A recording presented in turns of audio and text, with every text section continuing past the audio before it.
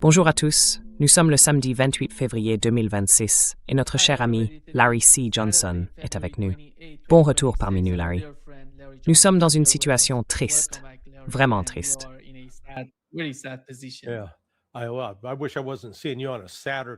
Ouais, j'aimerais ne pas te voir un samedi. Ce n'est généralement pas bon signe, tu sais. Te voir un samedi, c'est comme ces coups de fil qu'on reçoit au milieu de la nuit. Ce n'est jamais pour dire « Hey, tu as gagné à la loterie » ou « Hey, on vient d'avoir un bébé. Quelqu'un est mort. » Ou dans ce cas, les États-Unis ont complètement perdu la tête et ont décidé de déclencher la Troisième Guerre mondiale.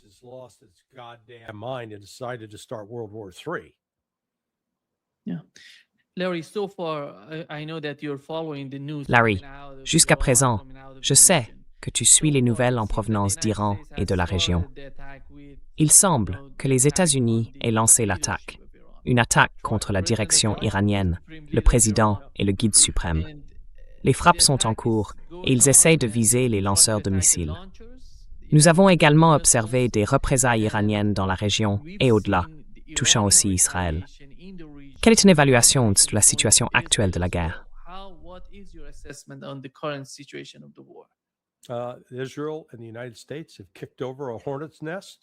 Israël et les États-Unis ont remué un nid de frelons et ils sont exposés à, vous savez, quiconque se fait piquer par un frelon peut faire un choc anaphylactique.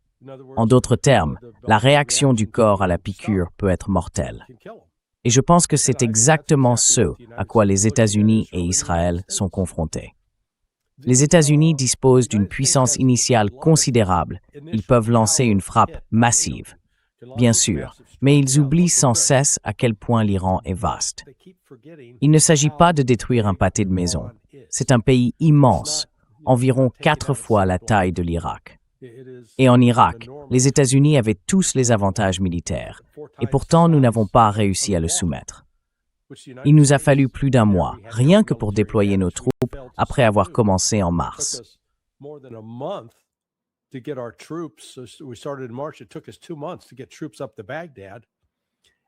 Il nous a fallu 2 mois pour amener les troupes jusqu'à Bagdad.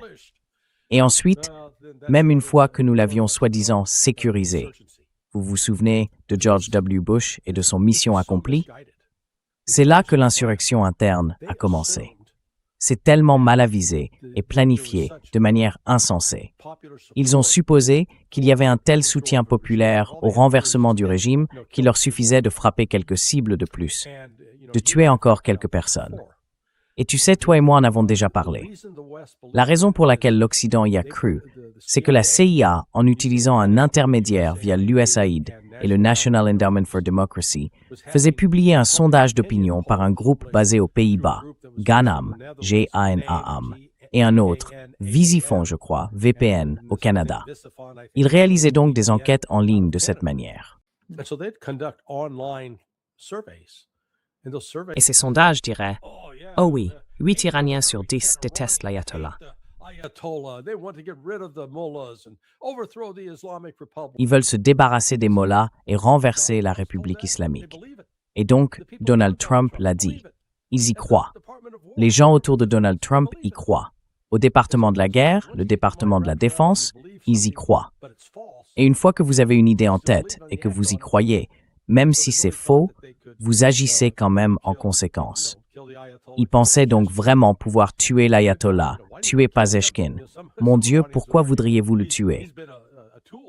Certains Iraniens diraient qu'il a été un instrument de l'Occident. C'est la 2e fois que les États-Unis utilisent des négociations de paix comme un outil, comme une ruse, pour tromper le gouvernement iranien et le peuple iranien. Vous savez, à l'avenir, si les États-Unis veulent venir négocier, j'ai 2 mots pour eux.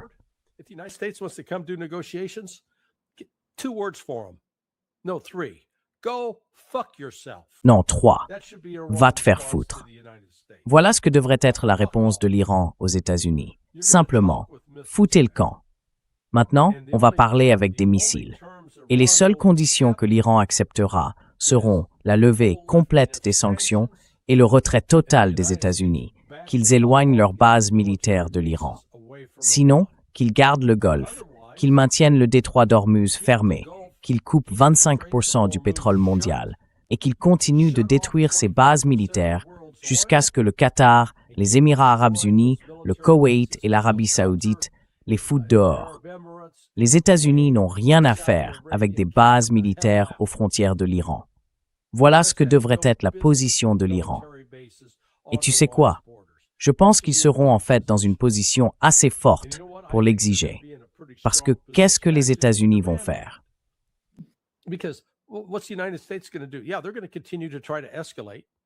Oui, ils vont continuer à essayer d'escalader. Ils n'ont pas en abondance, mais suffisamment d'armes offensives.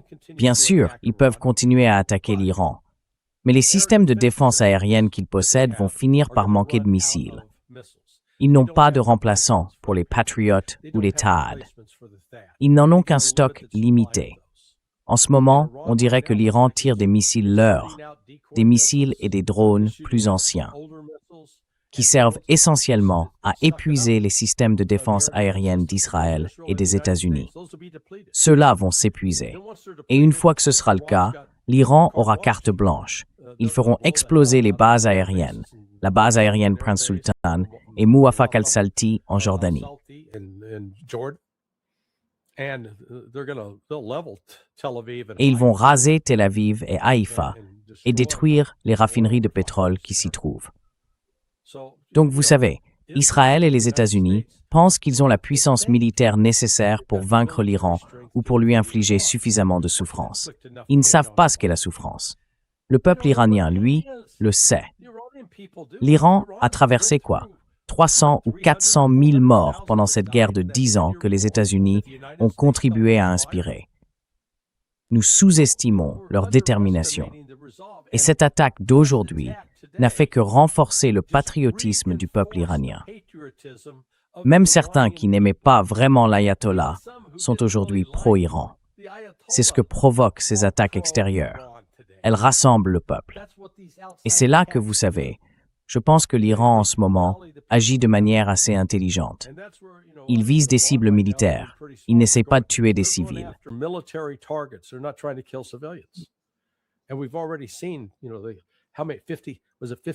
Et nous avons déjà vu, c'était quoi? 57 écolières tuées, assassinées par...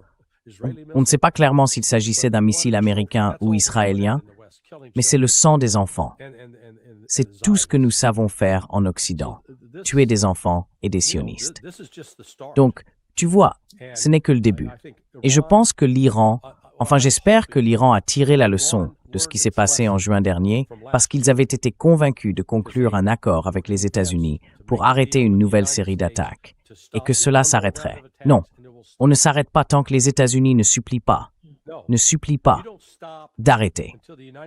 Et c'est ce qu'est Trump. Il va falloir humilier Trump, et il devrait le faire, parce que tout cela était évitable. Une fois encore, on nous avait dit, c'est là que Ray et moi n'étions pas d'accord dans l'émission du juge Napolitano, et j'espérais et priais pour que Ray ait raison.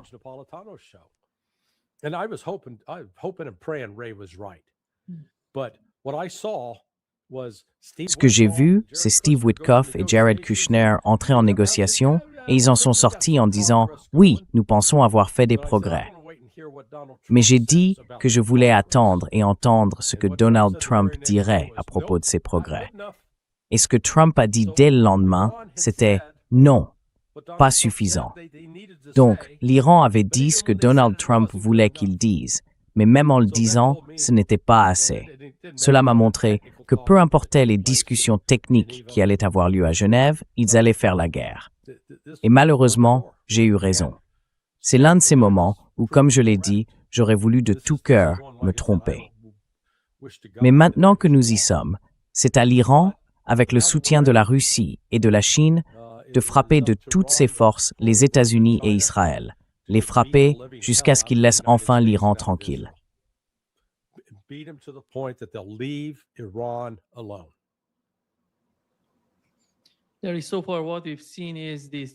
Jusqu'à présent, ce que nous avons vu, ce sont de nombreuses attaques contre des bases militaires, des bases américaines dans le Golfe Persique.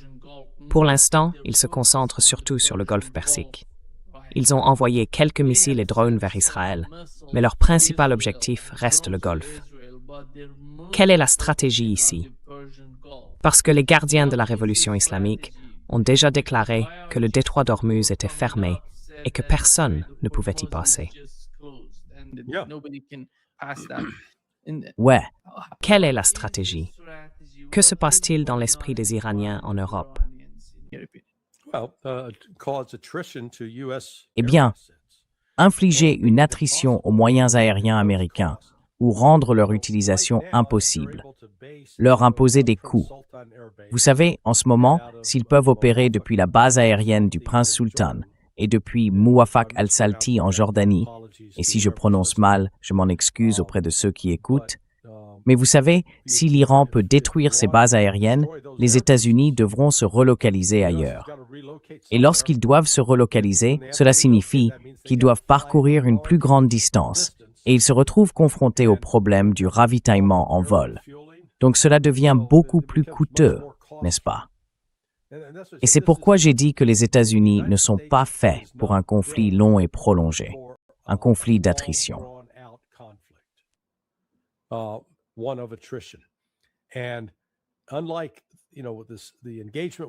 Et contrairement à l'engagement avec les Houthis en mars dernier, lorsque les Houthis tiraient peut-être 1 ou 2 missiles tous les 2 jours, l'Iran va en tirer des centaines par jour. Les États-Unis n'auront jamais rien vu de tel.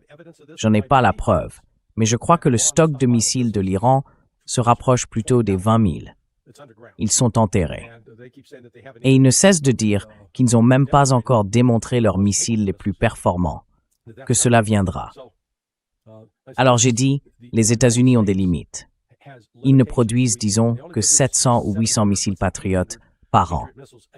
Et quand on réalise qu'il faut tirer au moins 2 patriotes pour chaque drone Shahed entrant, faites le calcul.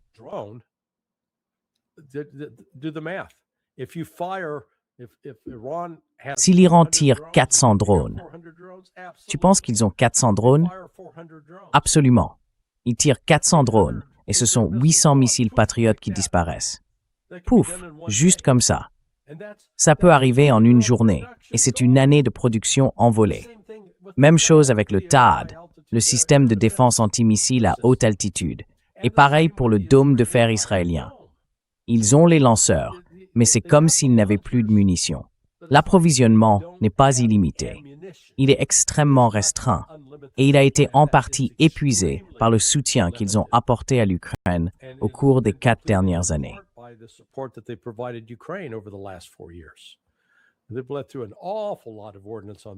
Ils ont laissé passer énormément de munitions à ce sujet. Et les destroyers, ceux qui sont là pour protéger le porte-avions, sont limités. Ils ne disposent que de 96 tubes de lancement de missiles, et cela repose sur l'hypothèse qu'ils n'auront à en tirer qu'1 ou 2. Encore une fois, l'Iran dispose d'une force de missiles massive, et s'ils décident de l'utiliser contre ces cibles, ils peuvent contraindre les États-Unis à se retirer de la zone, car ils finiront par manquer de missiles défensifs. Donc je pense que l'Iran a beaucoup d'atouts en main. Ils ont des sous-marins, ils ont des frégates. Une partie de leur capacité navale a été détruite, mais pas toute.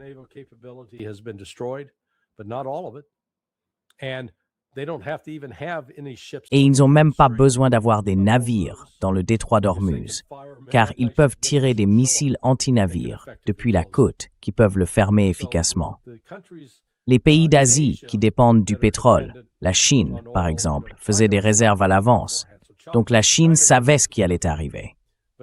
Mais les autres pays vont pousser des cris d'orfraie et feront pression sur les États-Unis et Israël pour mettre fin à cette folie.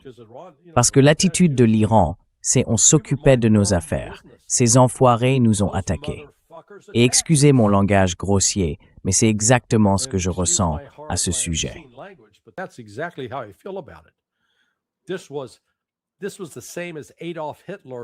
C'était la même chose qu'Adolf Hitler, ordonnant à son armée d'attaquer les Polonais le 1er septembre 1939. Cela ne lui a pas vraiment réussi à long terme non plus. Et je pense que ce qui s'est passé ici, c'est que Donald Trump a fait ce que George H.W. Bush avait fait, mentir au peuple américain. George H.W. Bush avait promis « Lisez sur mes lèvres, pas de nouveaux impôts ». Et qu'a-t-il fait ensuite? Il a imposé de nouveaux impôts. Les gens s'en sont souvenus. Ils étaient furieux. Maintenant, Trump et les républicains vont subir une défaite encore plus sévère que celle qui les attendait déjà.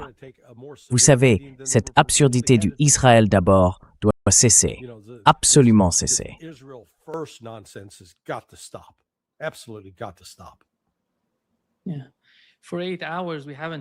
Pendant 8 heures, nous n'avions pas eu de nouvelles de Donald Trump, mais il a accordé une interview à la chaîne 12 en Israël. Il a déclaré « J'ai de nombreuses stratégies de sortie de la guerre. Je peux choisir de la rendre longue ou je peux la rendre courte. Nous verrons. » On dirait qu'il ressent quelque chose, vous voyez? La première vidéo qu'il a publiée lorsque l'attaque a eu lieu s'adressait au peuple iranien. Nous venons de mener notre attaque contre l'Iran et maintenant c'est à vous d'agir. C'est incroyable, tu sais. Et il répète que 32 000, 33 000 personnes ont été tuées et toutes ces absurdités qu'il raconte. Je ne suis même pas sûr qu'il sache ce qu'il fait.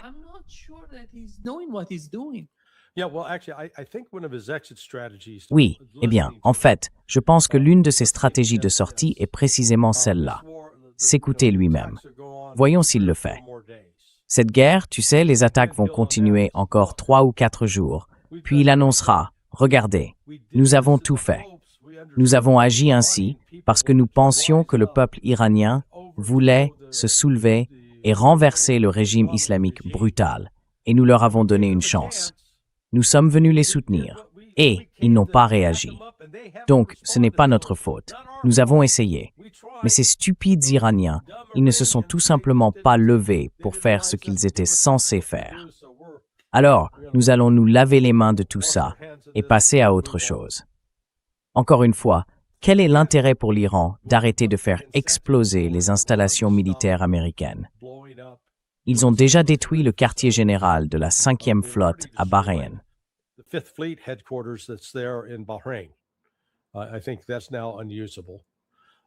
Je pense que c'est désormais inutilisable. Je n'ai pas entendu parler d'Al-Udeid, mais j'espère qu'ils l'ont détruit, qu'ils ont fait sauter le centre combiné des opérations aériennes. Ils ont fait exploser les différentes cantines, rendant l'endroit invivable. Et ensuite, tu sais, les États-Unis vont devoir retirer leurs forces de la région. Mais tu sais, l'Iran contrôle désormais la situation. Oui, ils vont s'en emparer. Les Iraniens vont mourir et ils vont subir des dégâts. Mais ce que les États-Unis n'ont pas compris, c'est la ténacité du peuple iranien. Regarde ce qu'ils ont été capables d'endurer auparavant, à cette époque. Tu étais trop jeune pour t'en souvenir. Mais ce qu'ils ont enduré pendant cette guerre de presque 10 ans avec Saddam Hussein.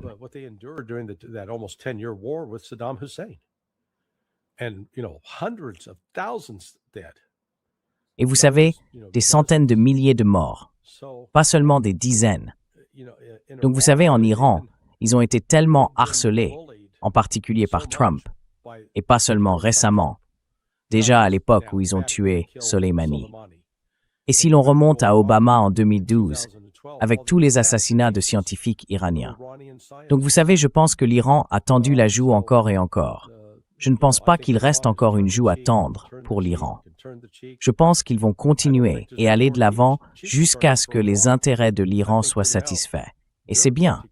Et l'un des points essentiels, c'est que toutes ces sanctions économiques doivent être levées, et levées immédiatement.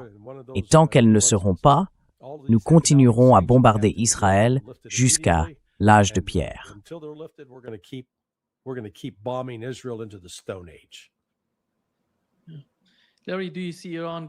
Larry, vois-tu l'Iran adopter les mêmes stratégies que celles utilisées pendant la guerre de 12 jours? Ils ont commencé avec un grand nombre de missiles et de drones, puis ont réduit leur utilisation pour être plus stratégiques. Il semble que, dans les premières heures, ils aient adopté la même approche que celle qu'ils avaient à la fin de la guerre de 12 jours.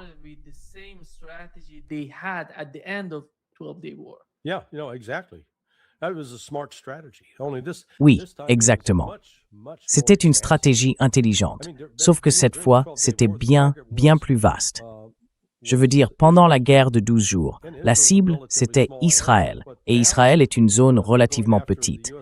Mais maintenant, ils s'en prennent aux bases militaires américaines à Bahreïn, au Koweït, en Arabie Saoudite, au Qatar et aux Émirats arabes unis. Apparemment, ils ont détruit ce gigantesque système radar capable de voir à quelque chose comme 5000 km. Il est hors service, disparu. Donc ils sont aveuglés de ce point de vue. Je ne sais pas quelle est la solution de secours.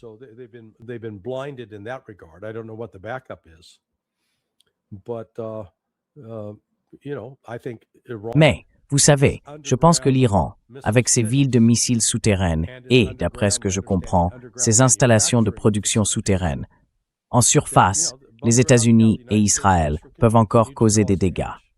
Nous verrons bien. Je ne sais pas à quel point le système de défense aérienne est étendu ou efficace, ni si l'Iran a mis au point de bonnes contre-mesures contre les capacités de guerre électronique des États-Unis et d'Israël. Il y a donc beaucoup de complexité ici. Mais en ce qui concerne l'avantage dans la capacité à supporter les pertes de manière efficace, je dirais que c'est l'Iran qui a cet avantage, pas les États-Unis.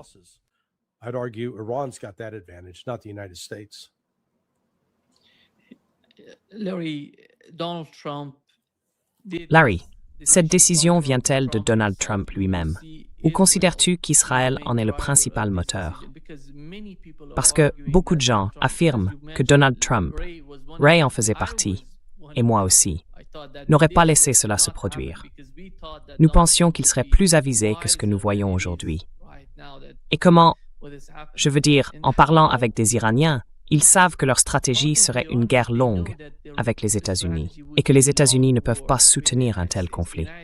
Alors comment Israël collaborerait-il avec les États-Unis ou les soutiendrait-il dans une telle guerre si l'Iran cherche à la prolonger?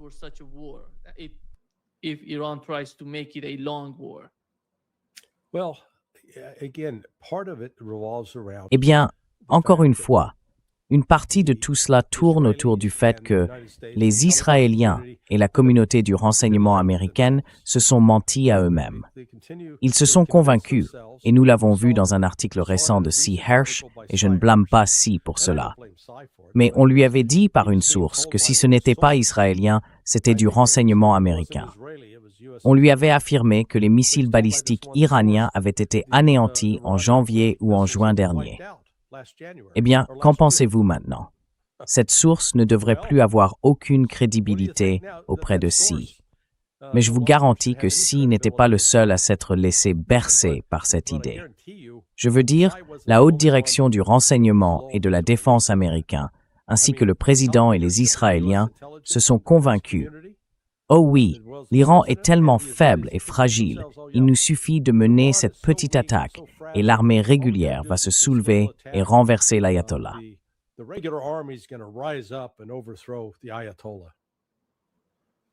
Ça n'arrivera pas.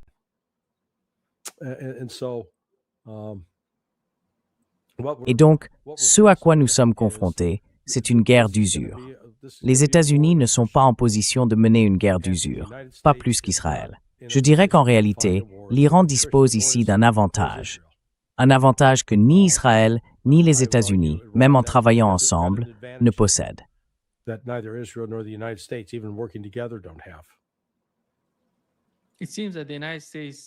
Il semble que les États-Unis utilisent des avions de chasse pour intercepter des drones au-dessus de l'Irak. Comment cela va-t-il fonctionner à long terme? Parce que si vous commencez à intercepter des drones avec des avions de chasse, quelles en seront les conséquences pour vous?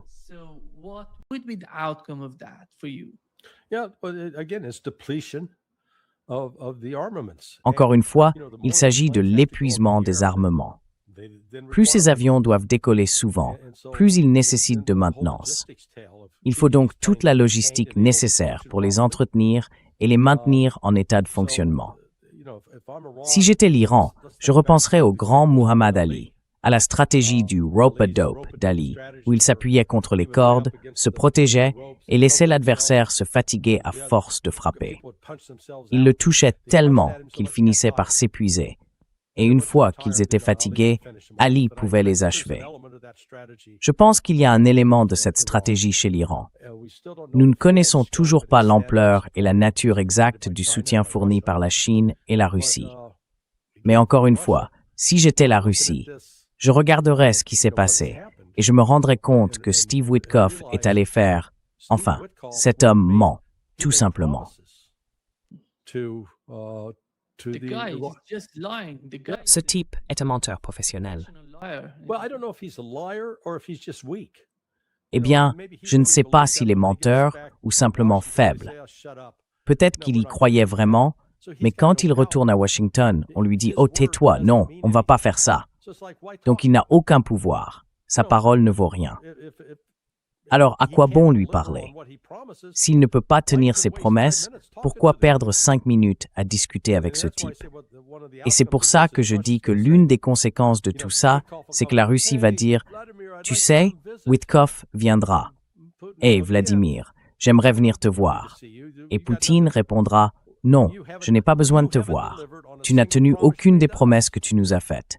Et te voilà en train de trahir toutes tes promesses à l'Iran. » L'Iran disait en gros aux États-Unis à l'époque « Allez vous faire voir. »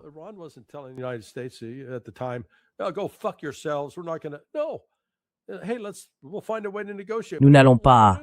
Non. Nous trouverons un moyen de négocier. Nous ne voulons pas d'armes nucléaires. Vous voulez que nous disions que nous ne voulons pas d'armes nucléaires. Très bien. Nous ne voulons pas d'armes nucléaires. Alors rencontrons-nous et réglons les détails afin que nous puissions vous assurer que nous n'allons pas en obtenir une. Et les États-Unis, avec Israël, ont attaqué l'Iran. Et il y a 57 jeunes filles mortes, des écolières assassinées par les États-Unis et Israël. Assassinées par eux. Ce n'est pas une victime collatérale, c'est un meurtre. Et je suis indigné, parce que ces enfants devraient sortir de l'école et se préoccuper de leurs devoirs, pas être tués pendant qu'ils sont à l'école. C'est un scandale absolu.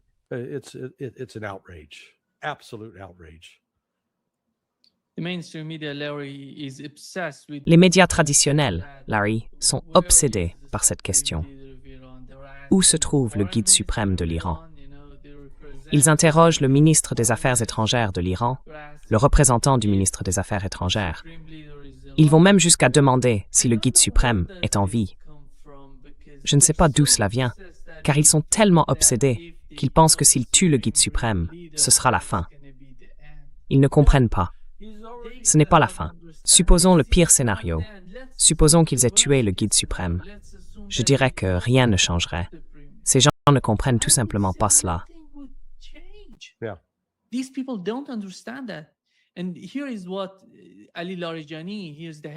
Et voici ce qu'Ali Larijani, le chef du Conseil de sécurité iranien, vient de publier sur Twitter. Nous ferons regretter leurs actions aux criminels sionistes et aux Américains sans vergogne. Les courageux soldats et la grande nation d'Iran donneront une leçon inoubliable aux oppresseurs internationaux infernaux. Il occupe la position la plus puissante après le guide suprême de l'Iran, et il vient de publier cela. On s'interrogeait aussi sur sa situation, car certaines rumeurs affirmaient que Ali Larijani avait été tué, mais il est bien vivant. Il vient de tweeter. Je pense que la plupart de ce genre d'illusions aux États-Unis proviennent des renseignements qu'ils reçoivent des Israéliens.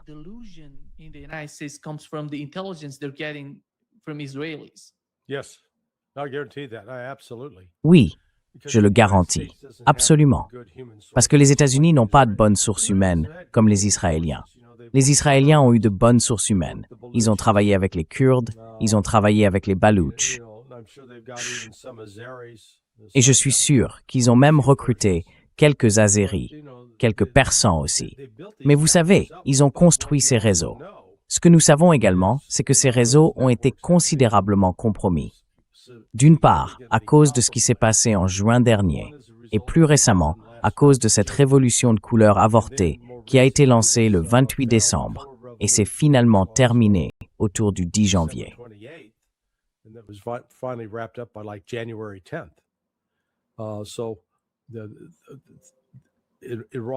Ainsi, les services de contre-espionnage iraniens ont pu sortir et commencer à identifier les personnes impliquées dans ces réseaux. Ni Israël, ni les États-Unis ne disposent aujourd'hui de la force de réseau qui existait il y a un an. Et en plus de ce genre d'attaque lâche, encore une fois, en tuant ses enfants, eh bien, Israël s'en moque. Ils ont déjà tué près de 20 000 enfants palestiniens, et le monde s'en moque. Donc vous savez, c'est à l'Iran de faire en sorte que le monde s'en soucie. Et contrairement aux Palestiniens, qui ne sont pas assis sur un tas de missiles balistiques et de missiles hypersoniques, l'Iran, lui, l'est. Et ce que l'Occident ne comprend pas, c'est que ces armes sont mobiles.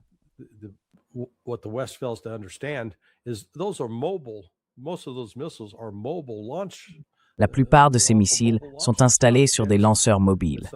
Ils ne sont pas fixés à un endroit précis.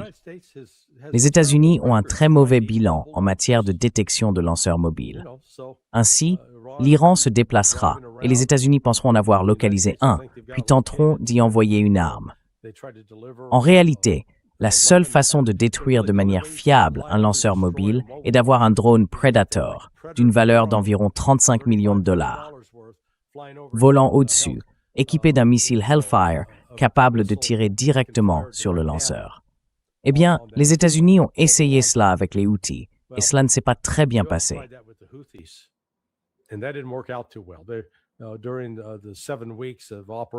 Pendant les 7 semaines de l'opération Rough Rider, les États-Unis perdaient un drone par semaine.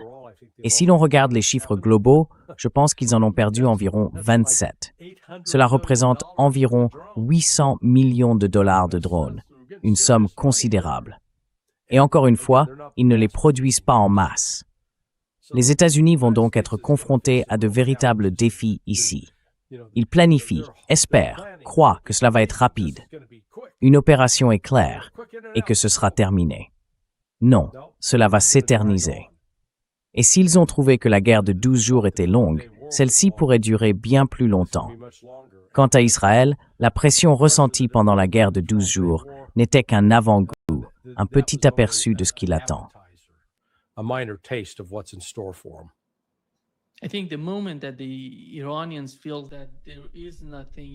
Je pense qu'au moment où les Iraniens sentiront qu'il n'y a plus rien à attaquer dans le golfe Persique, ils vont changer de cap, tu sais.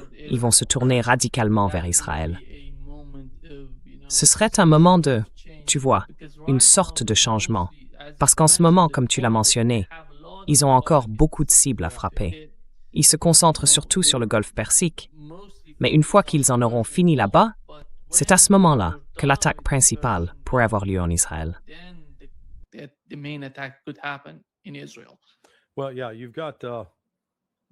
Eh bien, oui, il y a aussi l'autre facteur qui va s'épuiser. Les Houthis vont intervenir et commencer à tirer des missiles, et le Hezbollah aussi. Donc, encore une fois, Israël va maintenant faire face à des tirs venant de 3 côtés, pas seulement d'un, et cela va épuiser ses défenses. Ils ont peut-être aujourd'hui assez de missiles de défense aérienne pour couvrir, pour peut-être intercepter 80% de ce qui arrive, mais après 4 ou 5 jours, ils pourraient en manquer. Et alors, ils n'auront plus de défense. C'est à ce moment-là, je pense, que l'on verra l'Iran intensifier réellement la destruction.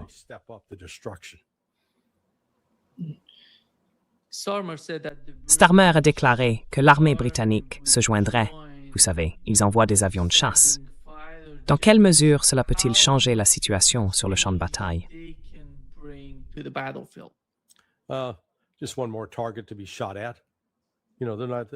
Juste une cible de plus à abattre. Vous savez, encore une fois, ces avions de chasse ont une portée limitée. Ils peuvent voler sur environ 600 miles. Très bien. Prenez une carte et tracez à partir de la frontière ouest de l'Iran avec l'Arabie saoudite ou l'Irak, tracez 600 miles, puis tenez compte du fait que, sur cette distance, il faut pouvoir faire voler un avion ravitailleur pour ravitailler ces chasseurs. Donc, en théorie, si vous voulez qu'ils pénètrent en Iran, pour faire quoi? Larguer une bombe. Eh bien, certaines des cibles les plus évidentes sont déjà neutralisées ou détruites. Mais l'Iran a également déplacé une partie importante de ses capacités sous terre. Donc vous savez, les Britanniques s'impliquent là-dedans de manière insensée. Et nous verrons avec le temps l'usure des États-Unis. Il deviendra évident que cela coûte financièrement trop cher aux États-Unis de maintenir ces opérations.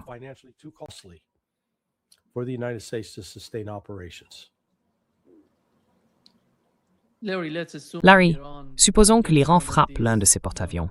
Que se passerait-il alors?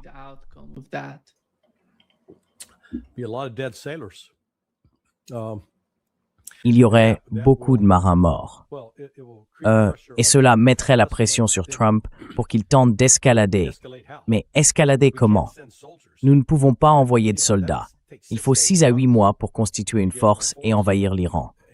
Ce serait un cauchemar logistique. Et cela suppose que l'Iran reste là à regarder passivement, ce qui ne sera pas le cas. Ce qui me fascine, c'est de savoir combien de douleurs l'économie mondiale peut supporter avec 21% du flux pétrolier interrompu en provenance du Golfe Persique. C'est de là que viendra la véritable pression, parce que cela va coûter de l'argent aux gens.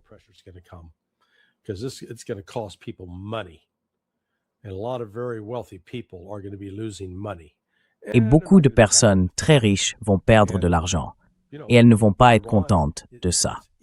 Vous savez, pour l'Iran, il est facile et peu coûteux de maintenir le détroit d'Ormuz fermé. Donc la pression va retomber sur les États-Unis. Je ne vois pas, disons-le ainsi, si l'Iran, par bêtise, conclut un accord du genre. D'accord, nous allons arrêter de tirer. En échange de quoi? Levez toutes ces foutues sanctions. Ces sanctions sont terminées. Levez-les. Et si l'autre camp dit « Eh bien non », alors très bien, allez vous faire foutre. Nous allons continuer à détruire vos bases.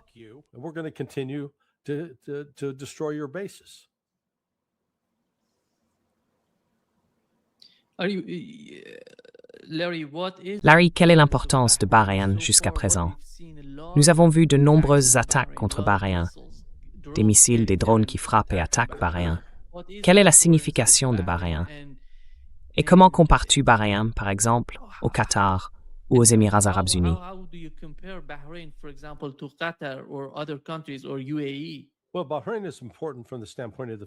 Eh bien, Bahreïn est important du point de vue de la 5e flotte. La base de la marine américaine s'y trouve. Ainsi, lorsque les destroyers, ceux équipés de systèmes de lancement vertical avec des cellules intégrées dans le pont de leur navire, tirent leurs missiles, ils doivent être rechargés dans un port. Le port de Bahreïn est un lieu essentiel où ils peuvent aller se réapprovisionner et effectuer la maintenance des navires. La seule autre base navale dans la région, même vaguement proche, se trouve à Diego Garcia. Bahreïn est donc une base cruciale pour le maintien des opérations militaires et navales américaines, car à un moment donné, dans la semaine à venir, les destroyers vont manquer de missiles de défense aérienne et devront se réapprovisionner.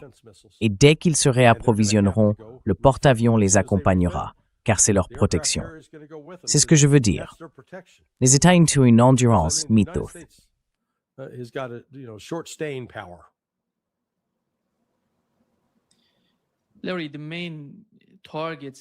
Larry, les principales cibles en Iran sont ces lanceurs que tu viens de mentionner. Que feraient les États-Unis pour attaquer ou détruire ces lanceurs? Ce serait avec des drones et des avions de chasse, n'est-ce pas? Tu as dit que ces lanceurs sont mobiles et peuvent se déplacer. Penses-tu qu'ils ont la technologie nécessaire pour cela? Je veux dire, pour un avion de chasse, ce n'est pas comme dans un dessin animé ou un film, où l'on vole simplement à la recherche du lanceur. Il faut connaître l'emplacement exact de ce lanceur pour le frapper. Est-ce bien le cas?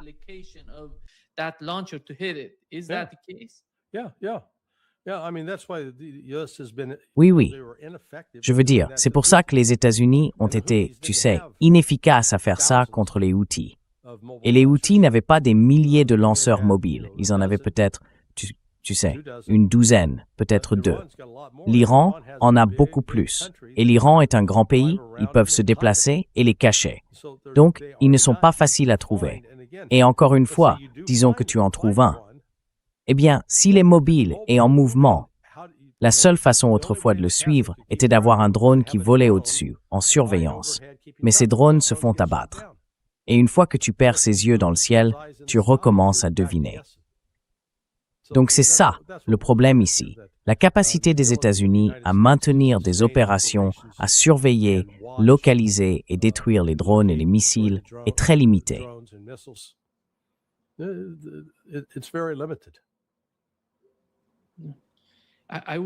me demande ce que Donald Trump dirait du résultat des attaques jusqu'à présent.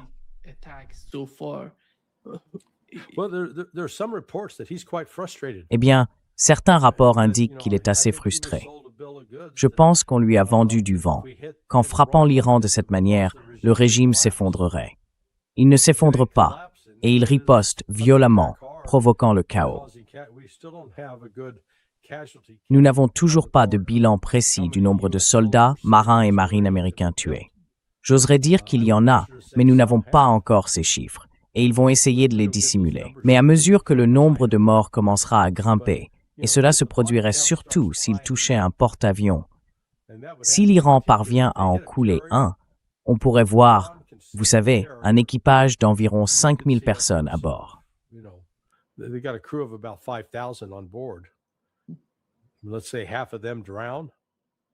Disons que la moitié d'entre eux se noient. Mon Dieu, ce serait la plus grande perte de vie au combat pour la marine que les États-Unis aient connue depuis plus de 80 ans.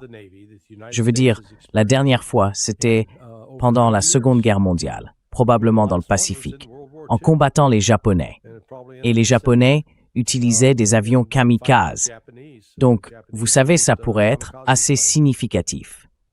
Ce qui va se passer, c'est que cela va vraiment détruire. Je pense que cela détruira Donald Trump politiquement, tout comme cela a détruit George H.W. Bush, qui avait dit « pas de nouveaux impôts », puis a augmenté les impôts. Trump avait promis plus de guerre, et qu'a-t-il fait? Il en a commencé une nouvelle.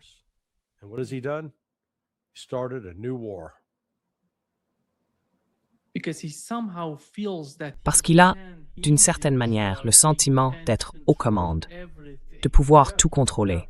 Oui, oui. Et comme il l'a dit, je peux décider que c'est une longue guerre ou une courte guerre. C'est ma décision.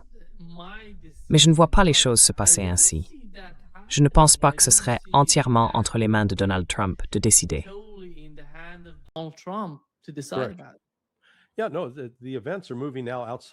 Oui, non. Les événements échappent maintenant à son contrôle. Il n'a plus la main. Je vérifie juste, donc tu sais, en ce moment, il est environ 11 heures ici, donc il doit être à peu près 23h20 en Iran, la nuit. Et tu vas voir davantage d'opérations nocturnes, à la fois de la part de l'Iran et des États-Unis, ainsi qu'Israël. Et l'Iran a l'avantage, l'un des avantages, de déplacer ses lance-missiles mobiles sous le couvert de l'obscurité. C'est une chose de les sortir en plein jour. C'en est une autre, d'essayer de voir ce qu'ils font la nuit.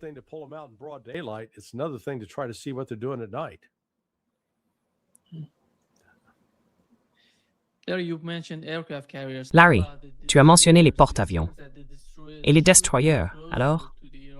Il semble que les destroyers devraient se rapprocher davantage du littoral iranien, plus près de la côte. Cela pourrait être un gros problème pour eux, car ils se trouveraient juste à côté de l'Iran.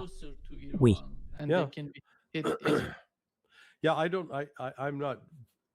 Oui, je ne suis pas vraiment au fait des capacités de l'Iran en matière de missiles anti-navires. Je sais qu'ils en possèdent, mais je ne suis pas tout à fait sûr de leur portée optimale. Je ne sais pas si les destroyers américains gardent leur distance pour minimiser ce risque. Mais vous savez, encore une fois, ils ont lancé des missiles de croisière, des Tomahawk, et ceux-ci ont une portée d'environ 1000 miles. Les destroyers doivent donc s'approcher suffisamment près des côtes, disons à une centaine de milles au large. Le missile pourrait encore parcourir 900 miles, pénétrer à l'intérieur de l'Iran et viser d'autres cibles. Mais je pense qu'il se concentre aussi sur des endroits comme Chabahar et Bandar Abbas. Donc pour cela, vous savez, ils n'ont pas besoin de s'approcher autant pour les frapper. Ils peuvent tirer et atteindre ces cibles SEAL depuis loin en mer.